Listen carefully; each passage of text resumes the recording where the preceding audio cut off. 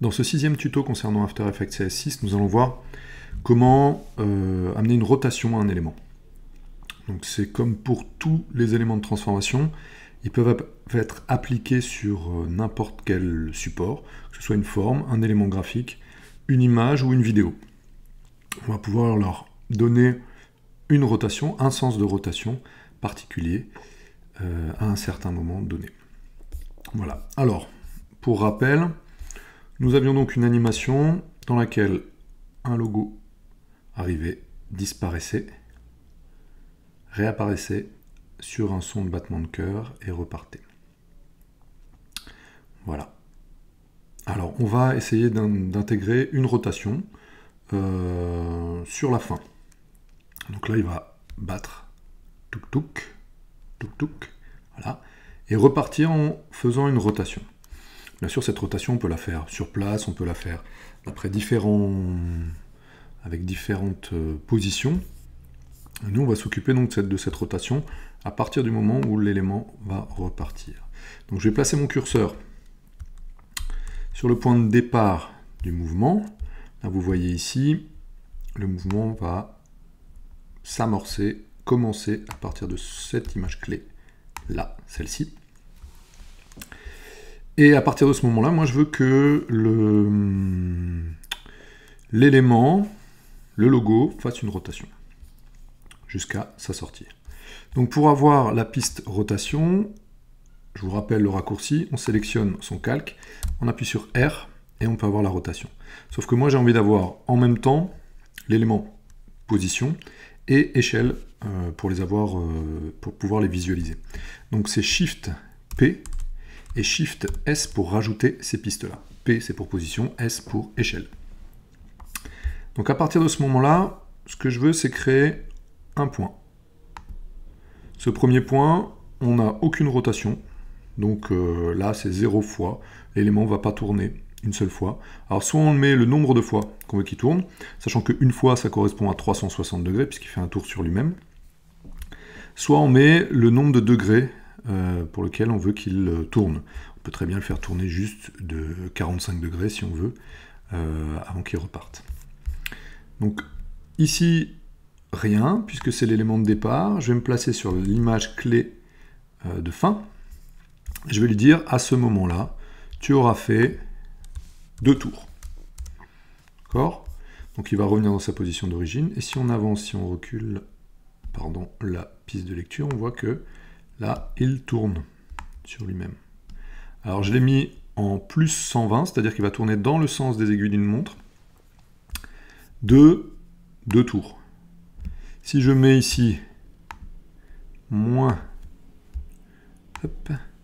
2, il va tourner cette fois dans le sens inverse des aiguilles d'une montre. J'avance image par image, vous voyez, il tourne dans l'autre sens.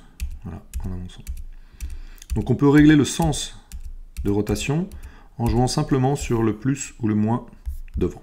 Il faut se replacer toujours sur l'image clé pour ne pas rajouter des points. Là, je veux le faire tourner dans le sens des aiguilles d'une montre. Voilà. Voilà, je valide et je vais faire une prévisualisation pour voir l'ensemble. Donc il arrive, il disparaît, il se passe une action, il va réapparaître sur le son et repartir en tournant. Voilà. Je monte le son un peu. Et repartir. Là, il y avait un léger décalage avec le son, c'est parce que l'ordinateur, on n'était pas à 24 images par seconde, donc il calculait pas exactement le temps d'arriver. On va le refaire. Disparition. Voilà, et il repart.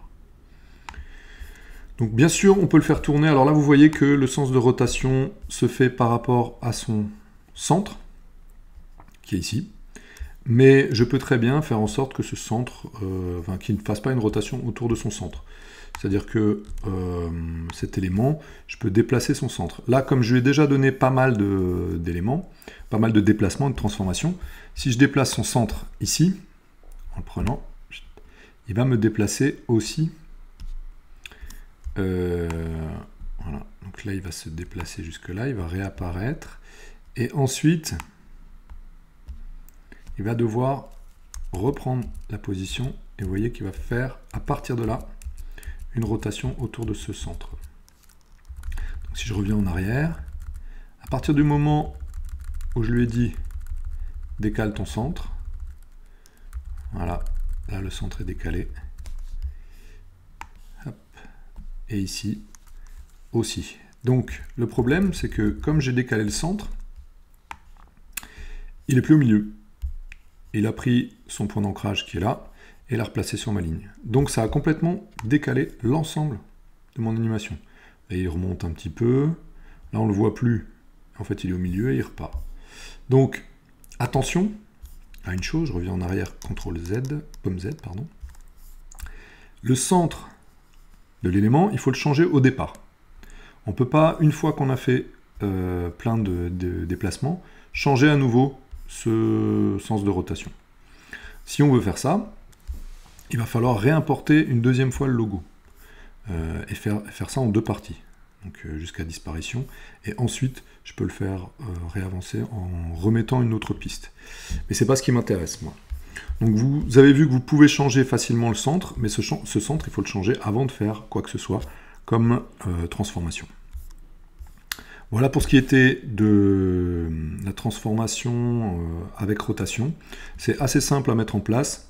Il faut juste prévoir les choses à l'avance, histoire de ne pas se retrouver avec des éléments qui vont bouger à l'intérieur de notre composition. Prochain tuto, on verra comment changer l'opacité d'un élément, ce qui permet de faire des transformations intéressantes au niveau de l'apparition et de la disparition de certains éléments.